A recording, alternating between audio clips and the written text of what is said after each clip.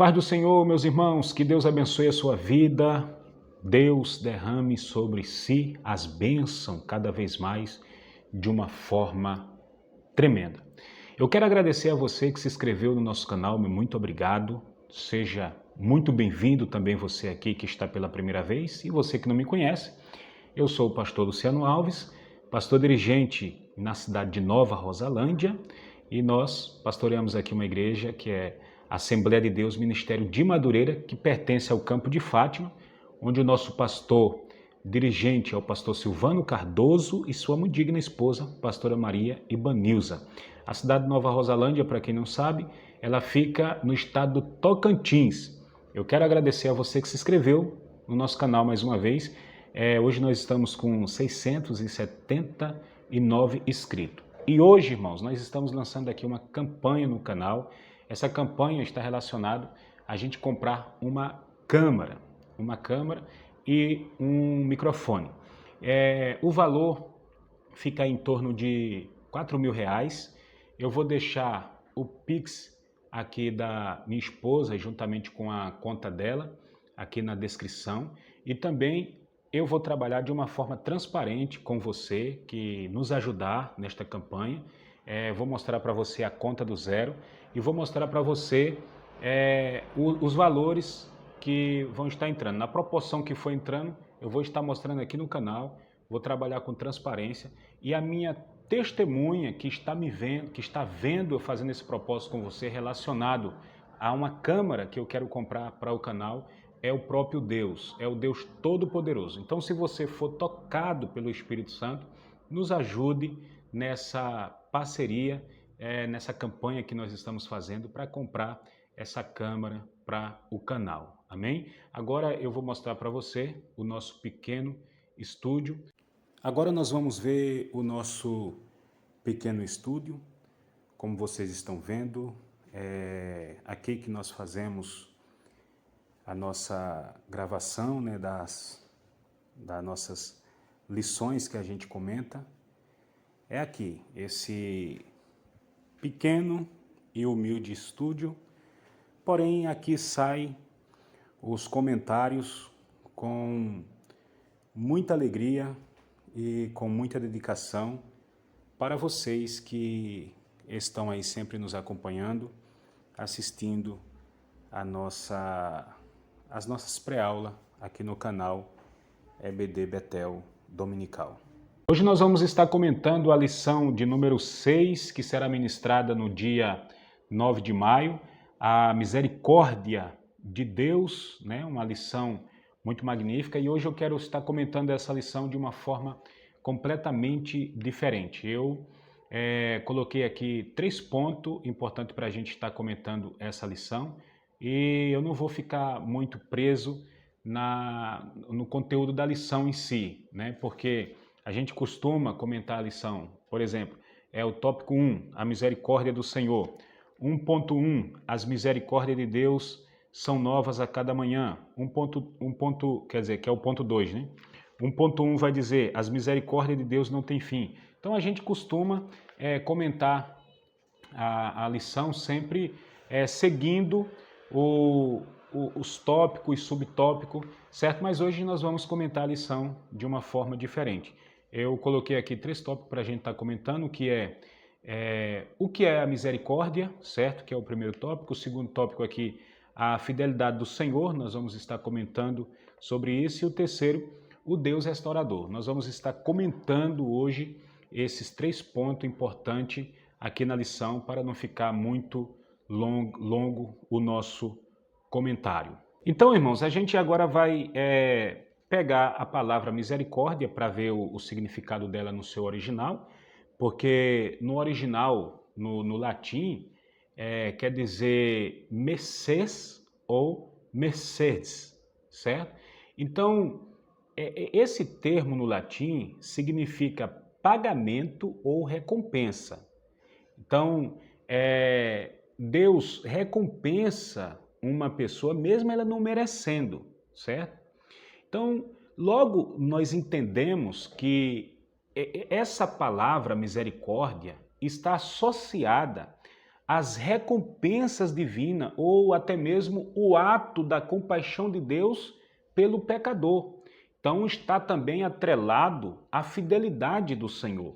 E Paulo, na segunda carta aos irmãos, que está lá em Corinto, no capítulo 1, versículo 3, ele chama Deus do Pai das misericórdias.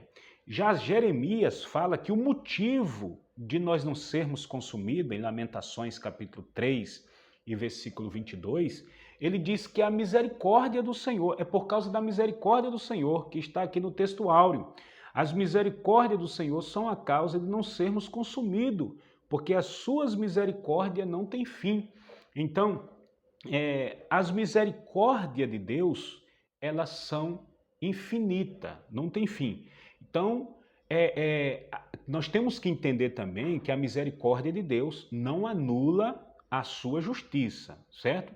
Porque em Gálatas, Paulo vai dizer no capítulo 6, versículo 7, que o homem não pode errar porque Deus não se deixa escarnecer, porque tudo aquilo que o homem ele plantar, que o homem semear, ele vai colher, certo? Então, nós temos aí um exemplo do profeta Davi, quer dizer, do profeta Davi, do rei Davi, que preferiu cair na mão de Deus do que na mão dos homens. Em 2 Samuel, no capítulo 24, e o versículo 1, diz ali que a ira de Deus, né, se tornou a ascender contra Israel. E isso aí veio citar a pessoa de Davi contra eles, dizendo para que ele fosse numerar a Israel e a Judá.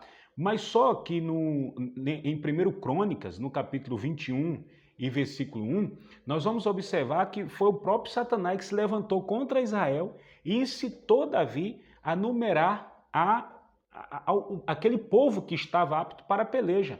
Então o que acontece?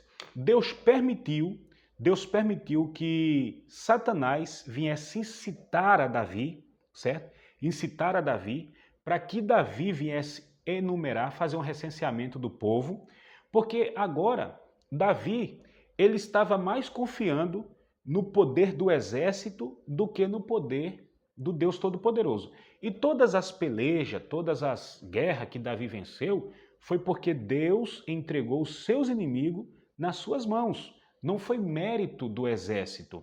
Então, em que pecou Davi em fazer aquele recenseamento? Contar aquelas pessoas que estavam aptas para a guerra. Até o momento, ali quando ele contou, não foi nenhum pecado. O pecado foi ele confiar na força do exército e deixar de confiar em Deus. Então Satanás, ele pegou essa brecha e ele agora conseguiu colocar Davi contra o Senhor. Ele consegue colocar Davi contra o Senhor e nesse capítulo 21, versículo 7, isso não pareceu bem aos olhos de Deus, aquela atitude de Davi, a atitude que Davi tomou, não pareceu bem. Sabe por quê? Porque Davi deixou de confiar no Deus Todo-Poderoso para confiar no exército. E quando nós lemos 1 Crônica, nesse mesmo capítulo 21, do versículo 10 ao 11, o Senhor manda o profeta ir até Davi e dizer assim: olha, Davi, eu vou te propor três coisas, e você vai ter que escolher uma delas. Então o profeta Gade, ele vai até Davi e diz assim: olha, assim diz o Senhor, você vai escolher para você, você quer escolher para você 3 anos de fome, né? Ou que esses 3 meses venha te consumir diante dos teus adversários a espada, que você venha, que os teus adversários venham te alcançar, certo?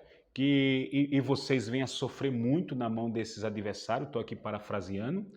Ou você vai querer que 3 dias a espada do Deus, né? Que era a peste que ia vir sobre a terra, e o anjo do Senhor venha destruir todos os termos de Israel. Então veja agora o que é que você quer o que é que você vai escolher diante dessa situação que você tomou? Porque você deixou de confiar em Deus para confiar no exército, para confiar no seu exército, sendo que Deus te deu diversas vitórias. Estou aqui parafraseando, certo? Então o que foi que Davi falou? Se você ler o versículo 13 do capítulo 21, ele diz assim: caia eu na mão de Deus, porque Deus, ele é um Deus misericordioso, é um Deus de muita misericórdia, e me livre eu de cair nas mãos dos homens. Então, nós observamos aí que as misericórdias de Deus, ela é grande. Por isso, Davi, ele preferiu cair nas mãos do Senhor. Outro ponto que eu pontuei aqui foi a fidelidade do Senhor. Bom, a fidelidade, irmãos, é uma das características de Deus, certo?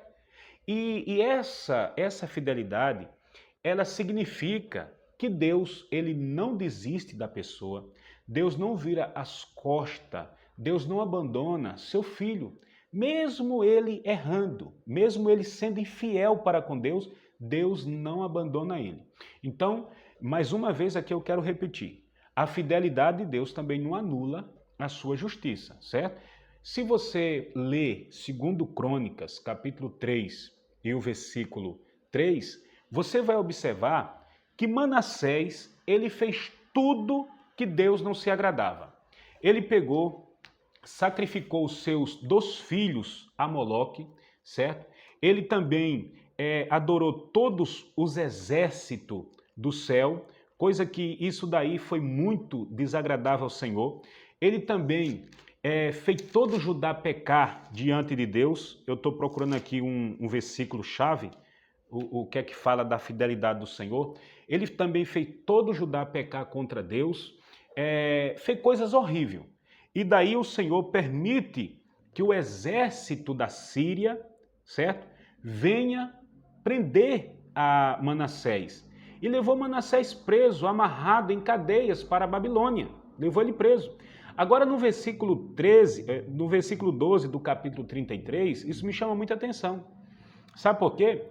Porque o Manassés, ele angustiado ali, ele ora ao Senhor e ele se humilha diante de Deus. E agora, quando ele faz essa oração, Deus ouve a oração de Manassés. E o versículo 13 diz assim, ó, e Deus lhe aplacou para com ele, lhe aplacou, né? Ouviu a sua oração, a sua súplica, e tornou a trazer ele a Jerusalém. Tornou a trazer ele de volta. Ou seja, a fidelidade de Deus não anula a sua justiça. Manassés, ele pecou, ele fez coisas terríveis e Deus permitiu que ele fosse preso para a Síria, para a Babilônia, né? Mas quando ele orou, quando ele se arrependeu, Deus ouviu as suas orações e Deus trouxe ele de volta para a sua presença. Então Deus trazendo ele de volta para a sua presença, ele passa a conhecer o Deus do seu pai. Então é muito importante a gente entender que uma coisa não justifica a outra, certo? Então, aqui para a gente finalizar, irmãos, nesse ponto 3 aqui que eu coloquei, o Deus restaurador, a gente vai ver algo muito importante. Quando nós lemos 2 Samuel, ali no capítulo 11, versículo 2 ao 15, a gente vai ver ali que Davi ele comete um adultério e um homicídio, né? Ele comete aquele adultério com Betseba e mata o marido de Betseba, colocando ele em frente de batalha. Já em 2 Samuel, no capítulo 12, versículo 1 ao 13, ali o profeta Natã vem repreender a Davi a mandado de Deus, né? Deus envia o profeta Natã a Davi, certo? E quando o profeta Natã chega lá diante de Davi, ele comenta uma parábola, diz assim, ó Davi, havia em uma certa cidade 2 homens, um rico e o outro era pobre. Só, Davi, que o rico, ele tinha muitíssima ovelha e muitas vacas. Mas o pobre, Davi, não tinha coisa nenhuma, senão uma pequena cordeira que ele tinha comprado, certo? e criar ali junto com ele e com ele seus filhos. E o Natan começou a contar isso para Davi, começou ali a falar para Davi. Aí disse assim, olha Davi, do seu bocado ali, da sua comida eles comiam, do seu copo ele bebia água e dormia em seu regaço e tinha como filha, né? E Davi, ficando ali atento àquela palavra do profeta Natan, aí teve um momento que Natan disse assim, agora só Davi, que vindo um homem rico,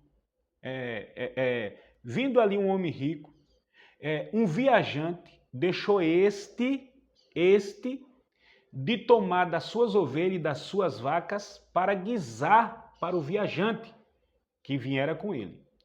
E também tomou a sua cordeira do homem pobre e a preparou para o homem que viera a ele. Aí quando o profeta Natan disse isso para Davi, subiu um furor tremendo de Davi. Davi ficou irado. Davi disse assim, olha, que esse tal homem que fez isso, ele é digno de morte, certo? Ele é digno de morte. Aí o profeta Natan, ele ficou assim olhando para o Davi, vendo aquela atitude de Davi, porque ele estava na orientação de Deus, né? Naquele momento. E o Senhor, naquele momento, dá uma palavra poderosa para Natan, porque muitas das vezes Deus dá tempo para a pessoa repensar, para a pessoa analisar o erro que fez, aquilo que cometeu, certo? Porque Deus, ele quer que o homem se arrependa, que o homem se volte para ele. Então, naquele momento, o Natan disse assim, pois é, Davi, então esse homem é você. Aí, naquele momento, ele dá uma palavra profética para Davi. Olha, Davi, assim diz o Senhor. Aí já é Deus tomando a boca do profeta. Eu te ungi rei sobre Israel. Eu te livrei das mãos de Saul. Eu te dei a casa do teu Senhor. Eu te dei as mulheres do teu Senhor em teu seio. E também dei a casa de Israel e de Judá. E se isso fosse pouco, Davi, você me pedia e eu acrescentaria mais e mais. Imagina uma palavra dessa para Davi. Aí você pode dizer, mas pastor, o que é que tem a ver com restauração? Eu vou chegar lá. Veja bem, aí Deus está falando com Davi. Está dizendo a Davi, por que você me desprezou, Davi? Por que você desprezou a minha palavra? Fazendo tais coisas aos meus olhos, você matou Urias.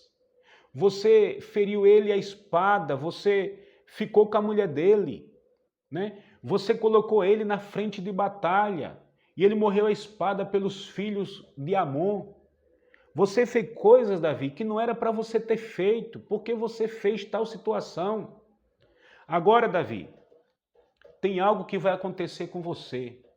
A espada não vai sair jamais da sua casa, porque assim, ele tinha que colher aquilo que ele plantou, certo? Então, Davi, você agora vai colher as suas consequências. Lembra que eu disse que Deus não se deixa escarnecer?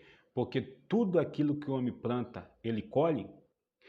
Então, naquele momento, a palavra era essa para Davi. Você vai colher o que você plantou, certo? Então, aquilo que você fez, eu vou suscitar um mal sobre ti. Sobre ti eu vou suscitar um mal, e aos teus olhos você vai ver, né? Aí o que é que acontece? O filho de Davi se levanta contra ele, Absalão, né? E acontece ali um perrengue tremendo na casa de Davi, mais na frente isso vai acontecer. Apesar que Davi fez algo oculto, né, diante de Israel, mas Deus ia trazer à tona essa situação para todas as pessoas verem. Então agora Davi ele entra num estágio de decadência espiritual. Então ele precisa de uma restauração espiritual, né? E ali o profeta Natan, quando Davi diz assim, verdade, fala para o Natan, olha, eu pequei contra Deus, tudo. O Natan, naquele momento, orientado por Deus, diz assim, não, você pecou, mas o teu pecado está perdoado. Porém, as consequências vão vir. Aí quando a gente vê, irmãos, é agora que vai entrar o processo da restauração na vida de Davi. Quando a gente lê o Salmo 51, ali o Salmo 1, 2, 3, o 10, o 11 e o 12, nós vamos ver Davi orando a Deus. E aí Davi ele começa pedindo misericórdia a Deus, tem misericórdia de mim, ó Senhor, segundo a tua benignidade, apaga as minhas transgressões, segundo a multidão das tuas misericórdias. Então ele começa a orar a Deus, ele começa a reconhecer os seus erros, começa a reconhecer o seu pecado, e ele entra nesse processo. Mas só que Davi profanou, ele maculou aquilo que era santo, aquilo que era sagrado.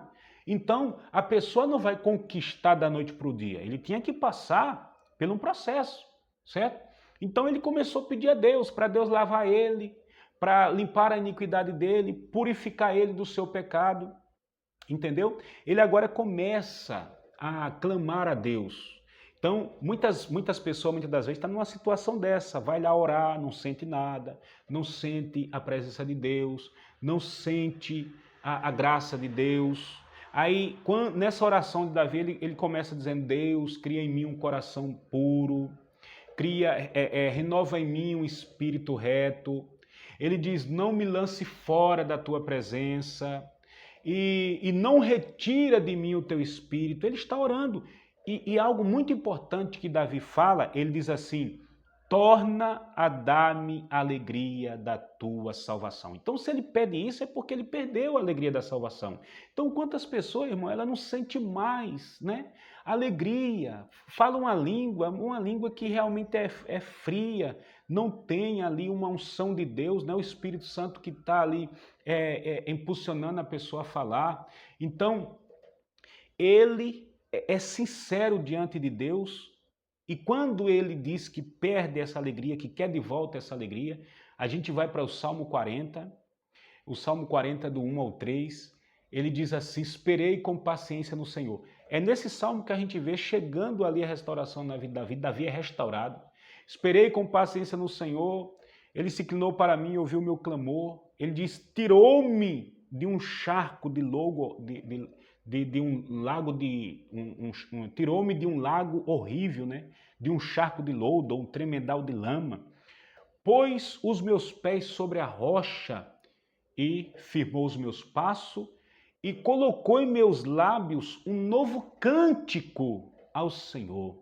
Um cântico de adoração, um cântico para eu exaltá-lo, para eu magnificá-lo. Davi voltou a ter a esse gozo, essa alegria de volta para a sua vida, porque Deus restaurou a sua vida novamente. Então, irmão, primeiro que nós temos que entender que a misericórdia de Deus está atrelada à sua fidelidade e também a misericórdia de Deus, certo? Ela não anula a justiça de Deus. Não é porque Deus é misericordioso que agora eu vou fazer o que eu bem quiser fazer. Não, porque os meus atos repercutem algo muito forte no futuro ou no presente.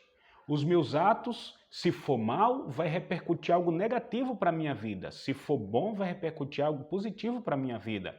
Então eu tenho que ter muito cuidado. Não é porque Deus é misericordioso que a sua justiça estará anulada. Não, Deus é misericordioso, mas ele não anula a sua justiça. Então, se eu fizer algo aqui errado, eu vou colher aquilo que eu plantei errado. Davi, ele colheu aquilo que ele plantou e não foi fácil para Davi receber uma restauração. Existem muitas pessoas que pensam que a restauração ela acontece da noite para o dia. Não, a pessoa profanou aquilo que é sagrado, maculou aquilo que é sagrado. Então não é da noite para o dia que acontece uma restauração.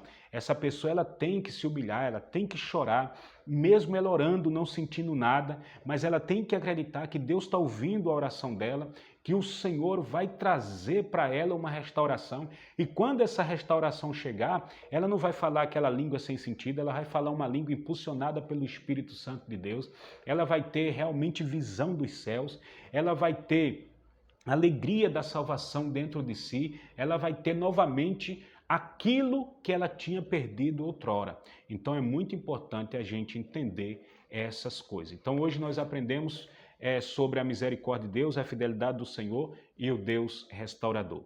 Deus abençoe a sua vida e até a próxima aula em nome de Jesus.